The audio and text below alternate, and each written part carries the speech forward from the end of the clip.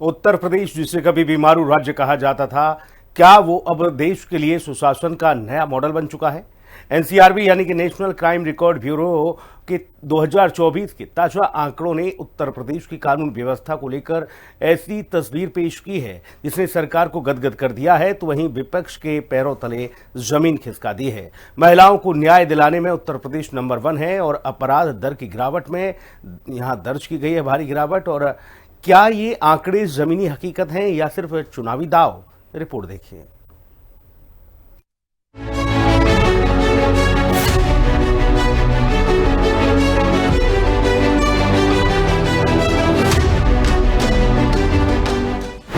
आंकड़ों में दिखा योगी का दम, विपक्ष बोला सब है भ्रम।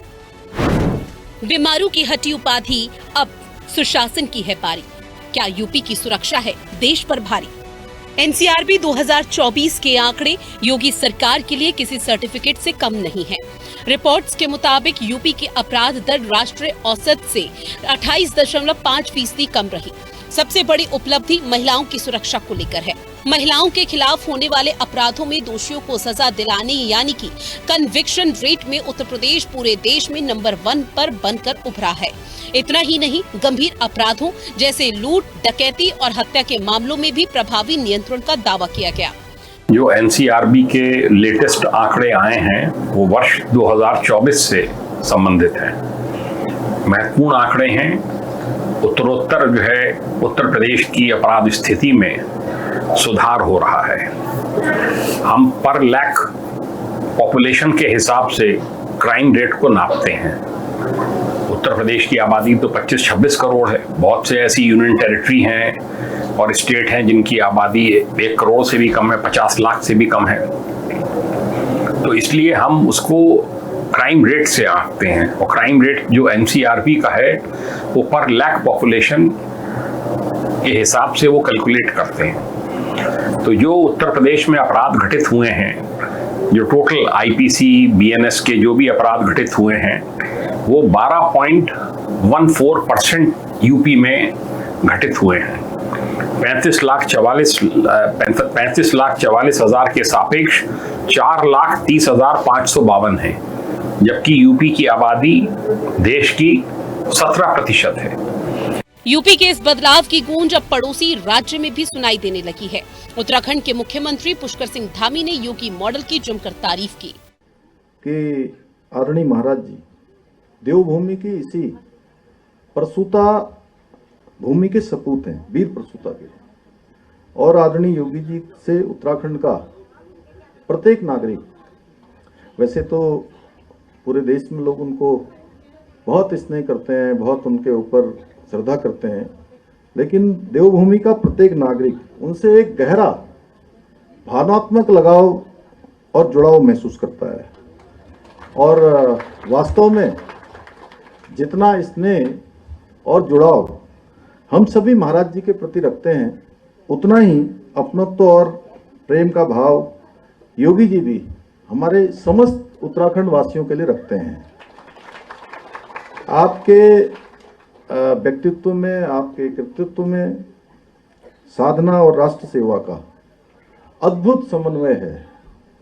और सच में आपने दृढ़ संकल्प, अटूट राष्ट्रभक्ति, राष्ट्रनिष्ठा से साबित किया है।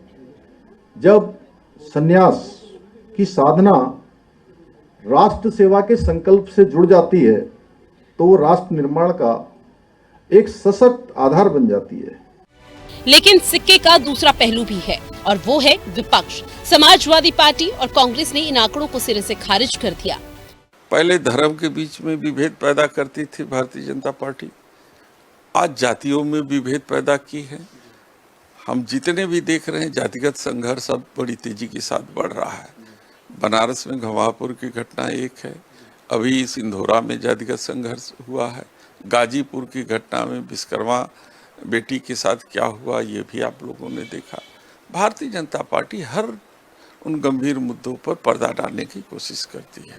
अगर झूठ बोलने का कोई अवार्ड होता तो भाजपाइयों को कोई पछाड़ नहीं पाता और सबसे बड़ा अवार्ड जाता माननीय मुख्यमंत्री योगी आदित्यनाथ उत्तर प्रदेश। उनको ज़्यादा। माननीय मुख्यमंत्री योगी आदित्यनाथ जी कह रहे हैं कि उत्तर प्रदेश के एनसीआरबी के आंकड़े बताते हैं कि महिला अपराधों में कार्यवाही सबसे ज़्यादा हुई है। ये चार्जशीट को कन्विक्शन से कंपेयर कर रहे हैं।